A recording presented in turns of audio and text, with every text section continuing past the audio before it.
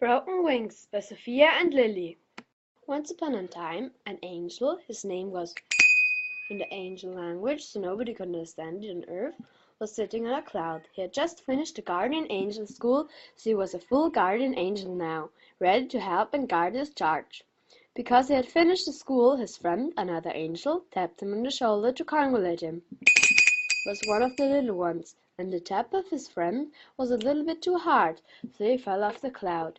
He tried to fly, but the small wings got caught in his chartreuse, and he fell like a stone down to earth. And that's when the story really began. On Earth, a 10-year-old boy was walking through the park of the orphanage where he lived because its parents had died early. His name was Raphael, but nobody knew what his last name was. He always went to the park when one of the strict headmasters of the orphanage scolded him for something he hadn't done. Whenever some of the other boys did something bad, they always said it was been him who did the bad thing, so they never got scolded. It was a cold winter day that it was actually snowing, and Raphael had no coat. The trees along the stony path were bending in the icy wind, and everything was silent. After a while, Raphael looked up in the sky. Raphael couldn't explain or believe what he saw.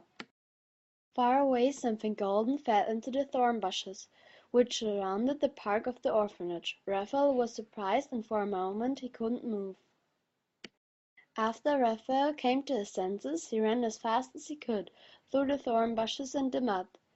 Something that looked like a little barefoot child was caught in the sharp thorns. It was the little angel. His wings were broken, but Raphael didn't know that. For him the angel looked like a normal child, but Raphael was completely caught by the beautifulness of the angel.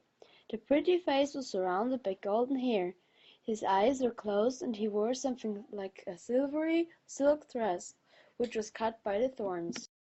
Then Raphael heard the yell of the headmasters. He took the little angel, who weighed nothing more than a snowflake, and went back to the orphanage.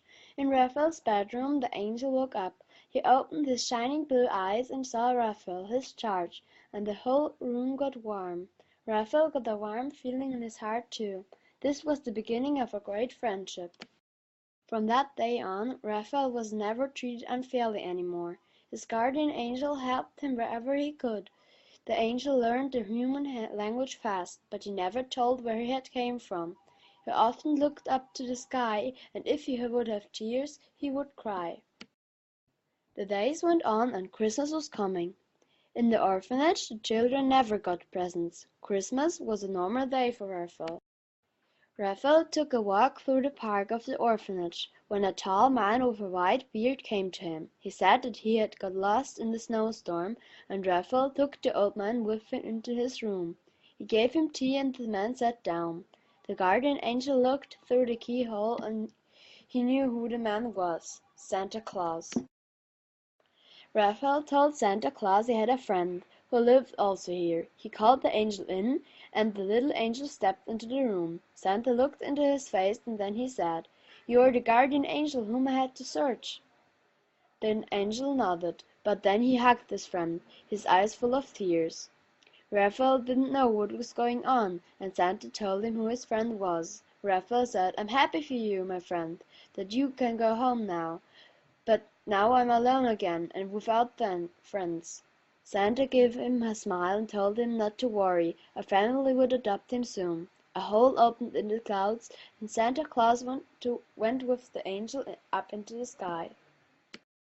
The end.